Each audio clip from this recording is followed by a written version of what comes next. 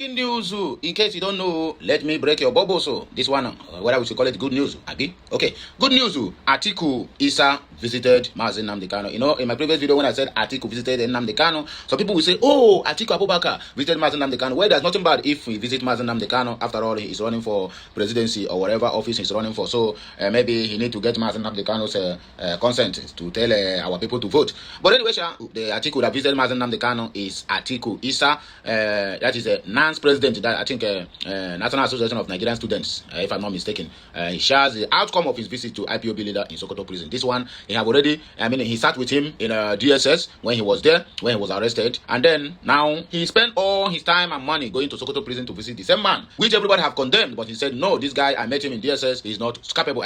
He's not supposed to be in this DSS, not to talk of transferring him to Sokoto prison. When the guy was, when Nnamdi Kanu was convicted, Atiku Isa, I saw him on a live video. He cried. He said, man, this country have missed the chances of rewriting their wrongs. That's exactly what the word he used. He said, this country have missed the opportunity they have to rewrite their wrong. The guy, he shed tears. After all this while, he have to transport himself to Sokoto prison to visit Nnamdi Kanu, and that is what I'm about to show to you now. So please, listen to this clip. Atiku Isa, Nan's president, visited Nnamdi Kanu and sit one-on-one with Nnamdi Kanu to have conversations. In that conversations is what I'm about to play to you. Please, as you're watching, like, share, comment, and subscribe. Don't forget, we still have rooms. I repeat, we still have rooms for interjection as long as this message is being played. So please, enjoy the rest of this news. Thanks for watching. And make sure you follow us on all our social media handles.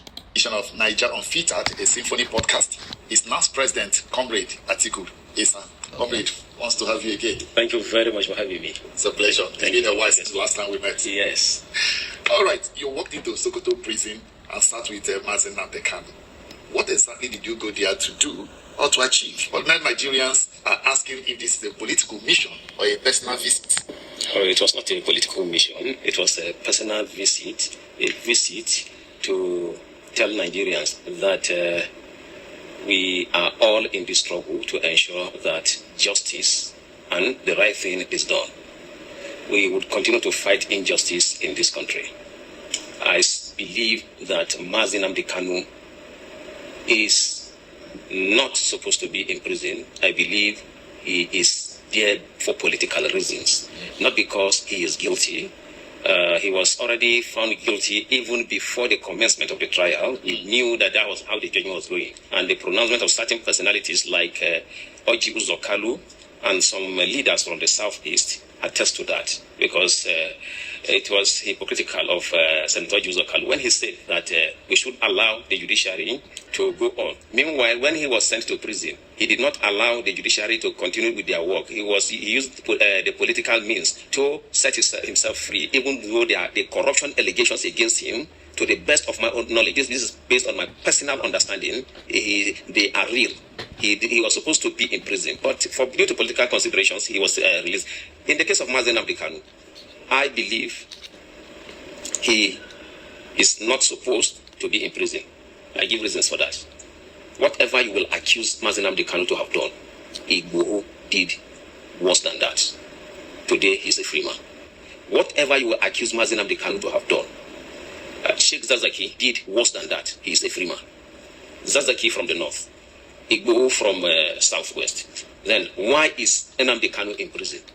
That's why one of the respected traditional rulers, in the presence of President Tinubu and other traditional rulers, he did mention this, and I was very happy. I can't remember his name again. And that is the kind of leader that we need in this country, to tell authority the truth. My wife said, if you were accusing, he said that Igboho and Nnamdi Kanu, they are the same. They are doing the same. They did the same thing. But I believe that that Nnamdi Kanu has not committed any offense. He is there probably because he's an Igbo man. And if this country has to move forward, we have to be treated equally. And if there's no equal treatment to all Nigerians, there can never be peace.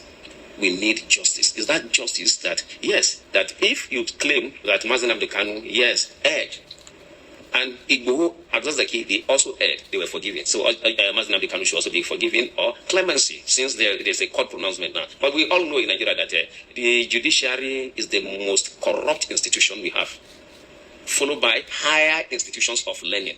The most corrupt institution is the judiciary, followed by higher institutions of learning in Nigeria. So there's nothing good that can come from the judiciary. They take orders from the presidency. including... Are you saying from a position of information or data available to you, or just your perception? No, it's not my perception. There was a data that was released by one of statistics that was carried out, and the data was released, and it accused the judiciary to be the most corrupt, followed by the media. I see the judiciary, I think judiciary first, then higher institution of learning, or higher institutions of learning, then judiciary. Because although, when it comes to being irresponsible, the higher institutions of learning, the lecturers are the most irresponsible. Why do you say so? Look, you see, 60 years old lecturers sleeping with 16, 17 years old girls. I'll give you a specific example. The Faculty of Education in Ahmadu Bello University Zaria. I want to write to NUC to scrap the entire faculty because the majority of the lecturers there are random lecturers, very irresponsible. I met with the head of the department in the Department of Library and Information Science, Dr. Habibun. I told him, I don't want to mention the name of the lecturer since he's not here to defend himself. He just left the office of dean, the former dean of the Faculty of Education. He said, ladies have been complaining about this dean. He is sleeping around with young ladies, young to be his granddaughters. Talk to him. We cannot tolerate this again. Then he sent one of his boys, who is the PG coordinator in the department, told me that you will not graduate. And true to his word, I have not been able to graduate. I did my defense. They asked me to do corrections. I've done corrections. They are not looking at it. So, and it's not that, the postgraduate studies, it's not like the first degree where you go to class to write exams. They are not looking at my work. For years, in short, at first, I started a research on information management system for access and tracking of information on kidnapping. I wrote chapter 3, spent a lot of money, met security agents, got data, did that, he changed the topic. The topic that he approved, that was Professor Muhammad Zakari in the Department of Library and Information Science. He changed the topic. Gave me another topic, I wrote chapter 3, changed the topic. Wrote chapter 3, another topic again, changed the topic. Well, let's return to Nnamdi Kanu. What was your experience with him? What areas did you discuss? Yes. First, what he said to me, he was very happy, and he was in a very good spirit. He was not in any way disturbed. That shows the character of the man we are talking about. He was very strong, and when he was about to be brought out, I saw when the prisoners heard, they lined up to see their hero, to see a man that is very courageous. He is in a very high spirit, and I told him that we are strongly behind him. Do you hear that? That Nnamdi Kanu is not show any sign of disturbed. I repeat, he said there's no any sign of disturbed. He is in a high spirit. Just hearing that somebody came to visit Nnamdi Kanu, all the whole prisoners line up just to say hello and hi to the person who is representing every nook and crannies of that contraption called Nigeria. Enjoy the rest of the news. Because that Nigeria needs him, and we believe he will be released very soon so that we can work together to see that Nigeria get to the place where we all desire. Because, you see, anybody in his right senses will agitate for what Nnamdi Kanu is agitating for. Why? Treat us equally. It's not an offense. If you're not treating us equally, let us leave. So what is an offense in this? Treat us equally. If you're not treating us equally, let us leave. We can stay on our own. And then you are saying there that, no, of course he has to agitate for that. This is my own personal view now. If I see any Igbo man campaigning or supporting the APC, my view is that he's either a coward or a hypocrite. Yes. Simple. If you cannot be a courageous Igbo man, you see, the Igbo people are blessed with courage, but that does not mean that you don't have cowards among them. Of course. Because you cannot have people, no matter how strong they are, you still have weak ones among them. Yes, the cowards among them are the ones who are supporting APC. Why are you supporting APC? Is it because when I was in DSS custody, the majority of the people there were Igbos, Kanuri. The majority, and around my cell were Igbos. All of them, they say they are IPOP. Let me tell you what it means. Once you have problem with anybody, that's what the DSS. You see, as a matter of fact, I also have called on President Tinubu to make the DSS a department of the Nigerian Police Force. The only thing they do very well, which is why the politicians are keeping them, is to fight or to humiliate perceived enemies of the politicians. That's the only thing they do. We'll go to that when we talk about the DSS. We'll return to that. Let's look at who authorized their visit. Was there anybody that facilitated their visit from high up there? Because we know that you don't just walk into prison facilities to see anybody, especially for someone like Nnamdi Kanu. I want to let you know that I am the NAN's president. I mobilized there. If they had not allowed me, at first they resisted. I would have remained there. I would barricade the road. That was my intention of going to Sokoto. You can't expect me to leave Abuja for Sokoto and you don't allow me. I made it clear to the person, to them there. You either allow me or nobody, or you also arrest me and keep me with him. So I made up my mind. That was why when I was going, I didn't go with my car. I didn't go with luggages. I went with 2 clothes so that in preparation for my arrest. And when they try to say that no, it is weekdays, that you see Nnamdi Kanu only on weekends, I say I'm not aware of that. Why? Because there is no law that prohibits one from seeing anybody that is imprisoned. Since I know that, I made up my mind that these people, I know they are lawless. Most of the security agencies, with the exception of the military, that I don't really have anything to hold against them, all other security agencies, they are very lawless. Once they have opportunity, they use the power given to them by the Constitution. They misabuse the power and to humiliate innocent citizens. So I'm ready to always resist that. I made up my mind I was going to see him, and it's either I see him or they will arrest me, because I will challenge them. I will still go and see him again after Salah. All right. Why with him? Did he tell you anything in terms of your discussion, anything that shocked you, like maybe how he's being treated in the prison? No, he's not being treated badly. As a matter of fact, they respect him, because I see they kind of courtesy to him. They talk to him respectfully. That's the prison warders or whatever you call them. They talk to him respectfully. The only thing he showed me was that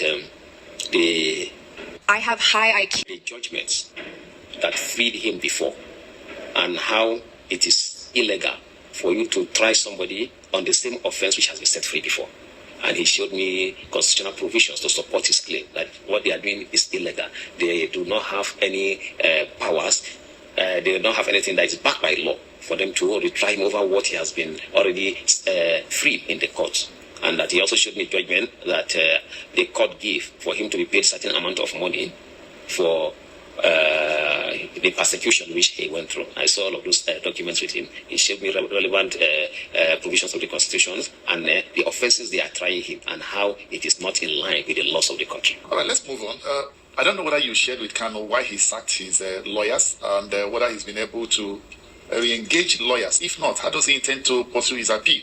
Well, even though we didn't discuss that, but he didn't sack them. What happened was that he only relieved them because he saw that it was not a case of that the law was being considered. And you know, lawyers, they discuss based on law and evidence. So when he saw that it was just political persecution, so he realized that there was no need for him to engage lawyers, because there was nothing like the law was not involved in deciding his own case. So that was a smart move by Nnamdi Kanu, because if law was involved, yes, he would have allowed his lawyers to continue. He didn't sack them. They are still his friends, and he holds them in high esteem. All right, let's look at some people are saying Kanu's case is being dangled like a bargaining chip for 2027. What do you have to say about this? Yes, I agree with those who are saying. Pico, before we proceed, this video, this clip you are watching now, or you are listening to, is a 40-minute clip, and I cannot run it direct 40 minutes. Please, I beg you, watch this interview. You are going to learn a lot. This guy committed a lot of things. the comrade Atiku Issa vomited a lot of things. So I'm going to make it part 1 and part 2. And as you are watching the part 1 finish, please be ready to get the part 2, because I am going to post it. So I'm going to make it 2020 or 22, 22, 23, 24, 25, because I also have to drop my own voice as well. I also have to read some comments if the need arises. So please, this message is going to come in 2 parts. Part 1 will come and part 2 will follow. Please bear with me. Doing this to serve you better, so that when you see this interview, I know most of us here are very, very intelligent. When you see this, when somebody very intelligent speaking, you will you'll be interested to watch the full dose of it. So I will not cut you that joy of watching the full interview. This message will be in part 1 and part 2. Please, I beg you. In that, well, the truth of the matter is that even with what is going on, the campaign of governors into APC, the presidency, President Tinubu per se, knows that there's no way he's going to win votes in the southeast if he doesn't release Nnamdi Kanu. So he's playing his card very well to see that maybe close to the election, Nnamdi Kanu will be released, and then so that he can talk to the people. Because as it is today, a lot of people are loyal to him. I know that because during the protest, when we protested before the judgment for him to be released. While the protest was going on, police came, they were throwing tear gas and started shooting at us directly. So we dispersed. All my friends ran away. And I got to a junction where I became afraid because people were gathered there. And at that time, because I still know that those people who abducted me are still trailing me to see how they can still hurt me. So I was alone, so I was afraid. Some guys came to me and said, "Oh, this is Comrade Atiku, the NANS president, who has been fighting for Nnamdi Kanu." I said, "Come, let's go." They took me. I said, "I don't know them." Later I realized these are able guys. They were, in short, one, because my phone was not even with me. And I told one of them, he gave me his phone, and they provided security for me. They say, you are a great man. We thank you. We appreciate what you are doing. So that shows that people love Nnamdi Kanu. And I told them, why are you people not protesting with us? Because it was around down area one, where if you are going to around that legislative quarters, where the sell spare pass around there, I've forgotten the name. Apple, thank you very much. So why are people not joining? We shouldn't run run from this police. Once they go, we should come back saying, the reason why we are being careful is that these people are heartless. That these our shops now will be demolished if we join this protest because they know the majority of us are Igbos. So what kind of humiliation is this? Did they create themselves as Igbos? Say they know majority of us here are Igbos. Once we join this protest, they will demolish our shops. That's why we are being careful. We cannot do what people are doing. To them, they think I'm outside. They say, you are outside now. They will release you and they won't harm you. But for us, if we do anything, our source of livelihood is gone. Somebody is tempted to ask, what is the attachment to Nnamdi Kanu? You see, whenever you are blessed, people want to be like Nnamdi Kanu. You see, it's not by power, it's God's favor for people to have confidence in you, for people to love you. This is what the politicians want. They cannot have it. Where he speaks to the people, they listen. Anywhere he comes, he has this charisma that people want to listen to him and obey him. And he has, with that, of course, he will have many enemies. With that alone, that blessing from God alone attracts enmity. And that's why the powerful ones who want to control the people, the kind of influence he has. He's not forcing people. If Nnamdi Kanu says now, Atiku, I want you to start trekking from Abuja to Sokoto, I'll start trekking. He's not using anything. I'll start trekking, I'll start going. So that's the kind of influence he has on people. And that is why they are afraid and they have kept him in prison. Let's talk about your ordeal with the DSS. Have the security agencies opened investigations on the matter concerning your abduction, and how far has the matter gone? I wrote to the DGDSS. I have copies. Here. I think it's in my file here. I wrote to the DGDSS. I wrote to the Inspector General of Police that I mentioned their names. Lukman Salawuddin, Ladoja, Olushola Ladoja, Usman Baba Kankia from Samaru in Zaria, Umar Farouk from Niger State, Olubenga Adeyeye. AI can now. With their phone numbers, nothing was done. Are they members of NANS? You see, NANS, we have touts, cultists, and thugs in NANS. As a matter of fact, I want Nigerians to know, and all those listening to us to know that I left student activism a long time ago. I hold a degree in computer science and a master's in information science. Why should I come back to be in NANS? People persuaded me. They said, we know that you are strong, you are courageous, you are not a cultist, but you can fight cultism. Come and sanitize the organization. Say, no, I've passed this stage in my life. Okay, my people, now here we go take back break now. The continuation of this message is coming after this. So please continue watching. Thanks in advance for supporting Okute Daily Talk. I'll be right back.